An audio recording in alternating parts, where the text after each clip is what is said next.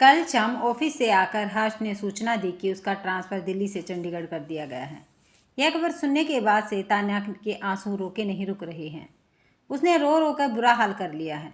हर्ष, मैं अकेले कैसे सब कुछ मैनेज कर पाऊंगी यहाँ। क्षितिज और सौम्या भी इतने बड़े नहीं हैं कि मेरी मदद कर पाएँ। अब घर बाहर बच्चों की पढ़ाई सब कुछ अकेले में मैं कैसे कर पाऊंगी। यही सोच सोच कर मेरा दिल बैठा जा रहा है, तान्या बोली।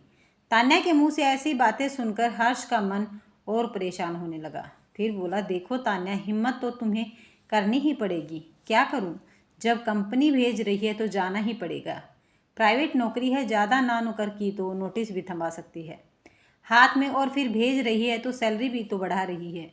आखिर हमारा भी तो फ़ायदा हो रहा है जाने में। सैलरी बढ़ जाएगी तो घर का लोन चुकाने में थोड़ी आसानी हो जाएगी। थोड़ी देर चुप रहने के बाद तान्या का तनाव थोड़ा और कम करने के लिए हर्ष फिर बोला, देखो तान्या, महीने का राशन मैं खरीद कर रख ही जाऊंगा। सब्जी वाले रोज़ घर के सामने से जाते हैं, उनसे ले लिया करना। अगर वक्त बेवक्त कोई और ज़रूरत पड़ती है तो आसपास के लोग हैं ही। इतना रिश्ता तो हमने बना रखा ही है, हर एक से कि एक फ़ोन करने पर कोई भी आ खड़ा होगा। मगर हर्ष के समझाने का तान्या पर सकारात्मक प्रभाव नहीं पड़ रहा था। दरअसल 10 सालों के वैवाहिक जीवन में यह पहला अवसर आया था जब तान्या को हर्ष से अलग रहने की ज़रूरत पड़ी थी। पहले तो तान्या ने भी साथ ही चंडीगढ़ चलने की बात कही, पर दिल्ली से चंडीगढ़ जाने का मतलब बच्चों का नए स्कूल में एडमिशन कराना, नई यूनिफॉर्म खरीदना, वहाँ किराए का घर लेकर रहना और फिर उसका किराया देना, और यहाँ लोन की किस्त चुकानी किसी भी तरह से संभव नहीं होगा। फिर इस बात की भी तो कोई गारंटी नहीं है कि वहाँ सारी व्यवस्था कर लेने के बाद 10-12 साल वहीं रहेंगे। क्या पता अगले ही साल फिर कंपनी दिल्ली वापस बुला ले, तो कब तक बच्चों को लेकर ऐसे फिरते रहेंगे। इसलिए हर्ष ने तान्या को समझाते हुए कहा कि उसका अकेले जाना ही उचित होगा। हर्ष को अकेले ही सोमवार को चंडीगढ़ ऑफिस ज्वाइन करना था, इसलिए वह बुझे मन से जाने की तैयारी करने लगा। हर्ष भी पहली बार अकेले रहने जा रहा था, इसलिए मन ही मन घबराहट भी उसे महसूस हो रही थी। बचपन से आज तक अपने हाथ से एक गिलास पानी तक लेकर नहीं पिया उसने। पहले माँ और बहनें और फिर शादी के बाद तान्या उसके सारे काम कर दिया करती थी। हर्ष मन ही मन सोच कर परेशान हो रहा था कि कैसे वह अपने कपड़े धोएगा, बेडशीट बदलेगा, कमरे की सफाई करेगा, खाना नाश्ता तो बाहर कर लेगा या टिफ़िन लगवा लेगा, पर कभी चाय पीने का मन हुआ या बीच में भूख लगी तो क्या करेगा। मगर तान्या और बच्चों की चिंता में वह अपनी परेशानी के बारे में कोई चर्चा नहीं कर पा रहा था, और न ही तान्या का ध्यान इस पर जा रहा था कि उसका पति उसके बिना अकेले कैसे रह पाएगा। इतवार की सुबह से ही हर्ष की व्यवस्था बड़ी हुई थी। अपने सामान की पैकिंग के साथ साथ वह इस बात का भी ख्याल रख रहा था कि उसके जाने के बाद घर में किसी चीज़ की कमी न रह जाए, जिसके लिए तान्या को बच्चों को लेकर बाजार के चक्कर लगाने पड़े। राशन, सब्जी, फल, मिठाई आदि एक एक चीज़ वह घर में लाकर रखता जा रहा था। शाम होते होते तान्या का उतरा चेहरा देखकर उसका दिल यह सोचकर घबराने लगा कि कहीं उसके जाने के बाद तान्या की तबीयत न खराब हो जाए। तान्या, कुछ दिनों के लिए मम्मी को आने के लिए कहूँ क्या? तुम्हें देखकर मुझे चिंता हो रही है कि तुम अकेली रह पाओगी या नहीं। हर सोच तो मैं भी रही थी कि मम्मी जी आ जाती कुछ दिनों के लिए, मेरे पास तो ठीक रहता, पर वहाँ भी तो रिंकी और पापा जी को परेशानी होगी। उनके बिना यही सोच कर मैंने कुछ कहा नहीं। हाँ वह तो है, फिर भी एक बार बात करके देखता हूँ। मम्मी से कहता हूँ कि 4-5 दिनों के लिए आ जाए, फिर शनिवार को मैं आ ही जाऊँगा। आगे की आगे देखेंगे। हर्ष ने माँ से बात की तो बेटे बहू की समस्या सुनकर विचलित हो गई।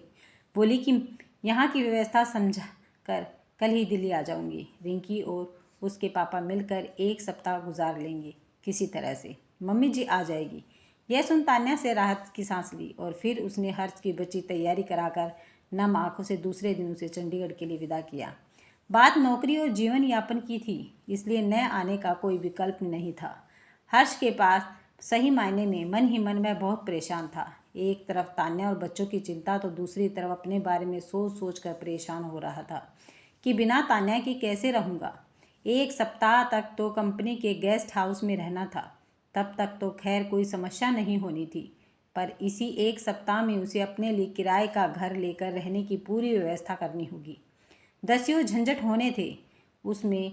घर खोजो, काम वाली खोजो, समय पर कपड़े धोकर प्रेस करने को दो।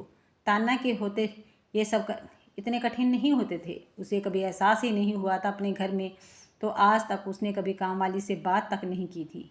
अब कैसे उससे बात करेगा? कौन से कपड़े गंदे हैं और कौन से साफ, इसका फ़र्क तक आज तक नहीं कर पाया था। अब ये सारी चीज़ें खुद करनी पड़ेगी, यह सोचकर पसीना छूट रहा था। एक सप्ताह जैसे तैसे गुजार कर अगले शनिवार की रात को जब हर्ष एक दिन के लिए चंडीगढ़ से दिल्ली आया तो घर में त्योहार जैसा माहौल बन गया। बच्चे उसके इर्द गिर्द मंडराने लगे और तान्या के पास तो हर्ष को बताने के लिए इतनी सारी बातें इकट्ठी हो गई थी मानो वह सालों बाद हर्ष से मिल रही हो। एक सप्ताह तक हर्ष के बिना उसने एक एक पल कैसे बिताया इसका वर्णन खत्म होने का नाम ही नहीं ले रहा था। पर मम्मी जी की निगाह हर्ष के चेहरे पर अटक कर रह गई थी। बेटा तू एक सप्ताह में कितना दुबला हो गया है, कहते हुए उनकी आंखें भर आई। उनका बस चलता तो वे एक ही दिन में हर्ष को अपने हाथों से उसके पसंद की सारी चीज़ें बना और खिलाकर पूरे सप्ताह की कमी पूरी कर देती। लेकिन शाम को उनका वापस जाना भी ज़रूरी था क्योंकि रिंकी के पेपर शुरू होने वाले थे।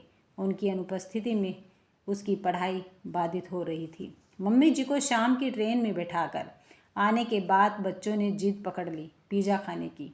तान्या ने भी उनका समर्थन करते हुए कहा, जब से तुम गए हो तब से ही ये पिज़्ज़ा खाने की जिद कर रहे हैं। मैंने समझा रखा है कि पापा के आने के बाद चलेंगे। आप चल कर खिला दो, वरना तुम्हारे जाने के बाद फिर मुझे परेशान करेंगे। हर्ष का मन न ही इस समय बाहर जाने को खो रहा था और न ही बाहर का कुछ खाने का। उसका दिल कर रहा था कि बचा कुचा समय वह सबके साथ सुकून से घर में बिताए और तान्या के हाथों का बना घर का गरम गरम खाना खाए। पर बच्चों और तान्या की बात न मानकर वह अपराध भावना से घिरना नहीं चाह रहा था। अतः बेमन से ही वह सबको साथ लेकर पिज़्ज़ा हट चला गया। दूसरे दिन फिर सुबह सुबह ही वह चंडीगढ़ के लिए निकल गया। ट्रेन में बैठते ही हर्ष ने सोचना शुरू कर दिया कि कहीं कुछ ऐसा न रह गया हो जिसकी वजह से तान्या को परेशान होना पड़े। पर जब उसे ऐसी कोई बात याद नहीं आई तो उसने सुकून के साथ सीट पर सिर टिकाकर आंखें बंद कर ली थी। चंडीगढ़ जाने के साथ ही हर्ष की जिंदगी से आराम और सुकून शब्द गायब हो गए। अब तक शनिवार की शाम से लेकर सोमवार की सुबह तक जो सुकून के पल हुआ करते थे, अब तो वही पल सबसे ज़्यादा भागदौड़ वाले बन गए। ऑफिस से छूटते ही वह स्टेशन की ओर भागता, फिर ट्रेन से उतरकर ऑटो पकड़कर घर पहुंचता। तब तक बच्चे तो सो चुके होते, इसलिए बच्चों के साथ वक्त बिताने की खुशी में वह सुबह जल्दी उठ जाता। फिर सारा दिन साप्ताहिक खरीदारी, बच्चों को घुमाने फिराने में निकल जाता। फिर सोमवार की सुबह शताब्दी पकड़ने के लिए सुबह 5 बजे ही नहा धोकर तैयार होकर उसे घर से निकलना पड़ता था। तान्या अकेली ही यह सोचकर बीच बीच में उसके सास ससुर चक्कर लगा जाते थे, पर चूंकि वे भी अभी नौकरी करते थे इसलिए ज़्यादा दिन रुकना संभव नहीं हो पाता था। एक शनिवार जब हर्ष घर आया तो घर पर तान्या की माँ सारिका जी उसके साथ रहने के लिए आई हुई थी। तान्या के मुंह से उसकी परेशानी सुनकर वे कुछ दिनों के लिए उसके पास रहने को आ गई थी। हर्ष को देखते ही उनके चेहरे पर चिंता की लकीरें खींच गई। हर्ष बेटा, आपका स्वास्थ्य इतना कैसे गिर गया? चेहरे से रौनक ही गायब हो गई है। अभी 2 महीने पहले जब आपसे मिली थी तब तो आप ऐसे नहीं थे। क्या खाने पीने का सही इंतज़ाम नहीं है वहाँ पर? नहीं मम्मी जी, खाना पीना तो सब ठीक है, वहाँ पर बस घर से दूर हूँ तो बच्चों की याद आती रहती है। बस इसी वजह से आपको ऐसा लग रहा होगा। अब आज घर आया हूँ तो कल देखिएगा मेरा चेहरा भी चमकने लगेगा।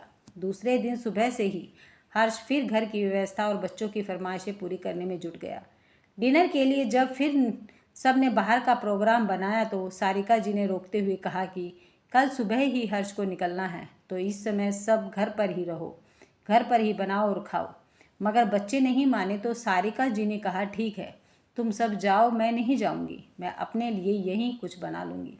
निकलते निकलते हर्ष ने कहा, मम्मी जी, आप अपने लिए जो भी बनाइएगा उसमें से 2 रोटियां मेरी भी बना दीजिएगा, मैं भी घर आकर ही खा लूँगा। बाहर का खाना खा खा कर मन भर गया है मेरा। सारिका जी ने उस समय तो कुछ नहीं कहा, लेकिन दूसरे दिन हर्ष के जाने के बाद तान्या को आड़े हाथों लिया। तान्या, तुझे क्या लगता है हर्ष की पोस्टिंग दूसरे शहर में हो गई है तो उसमें उसका कोई गुनाह है? तुझे यहाँ अकेले रहना पड़ रहा है तो क्या उसका कोई कसूर है? क्या सोचती है तू? क्या अकेले रहने से परेशानियों का सामना केवल तुझे ही करना पड़ रहा है? हर्ष बड़ा ऐश कर रहा है वहाँ पर। कैसी बीवी है तू कि तुझे उसका खराब हो रहा स्वास्थ्य और ढलता जा रहा चेहरा नहीं दिख रहा? देख रही हूँ, एक दिन के लिए इतनी दूर से बेचारा भागा भागा बीवी बच्चों के पास रहने के लिए आया और सारा दिन तुम लोगों की ज़रूरतें फरमाइशें पूरी करने में लगा रहा। एक पल भी चैन से नहीं बैठ पाया। क्या उसके शरीर को आराम की ज़रूरत नहीं है?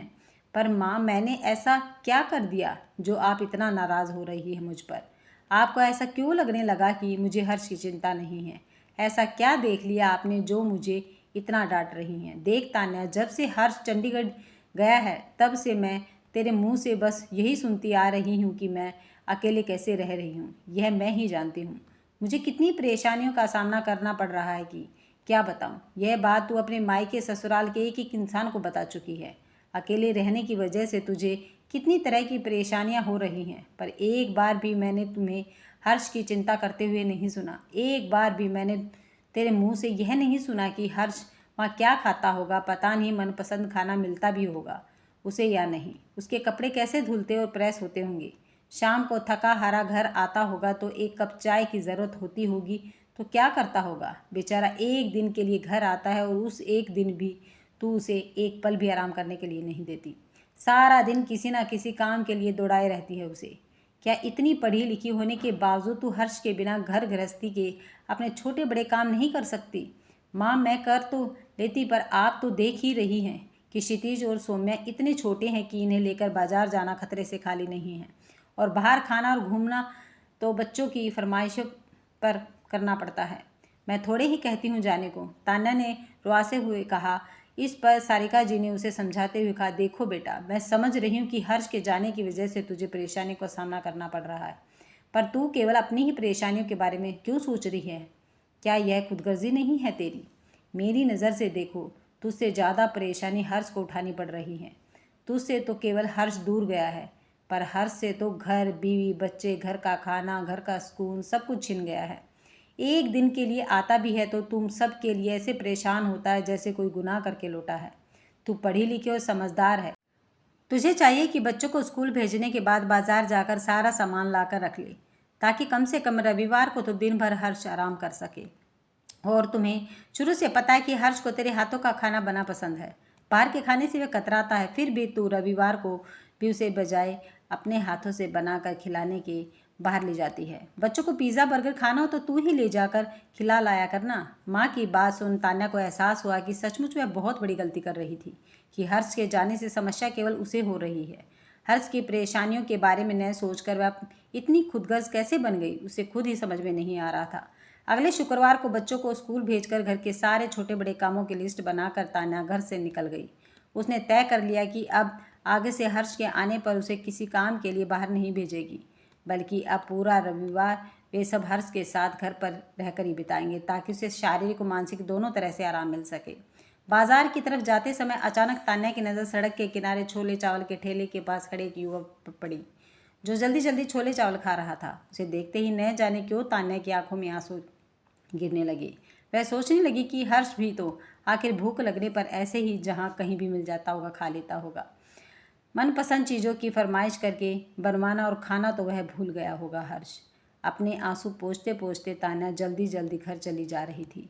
साथ ही सोचती भी जा रही थी कि अपने परिवार वालों को भरपेट भोजन देने और उनके लिए सुख सुविधा जुटाने के लिए घर से दूर रहकर दिन रात खटने वाले हमारे पतियों को भूख लगने पर मनपसंद भोजन तक मुहैया नहीं होता, और हम पत्नियां यही जताती रह जाती हैं कि हम ही उनके बिना बड़ी कठिनाइयों का सामना कर रहे हैं।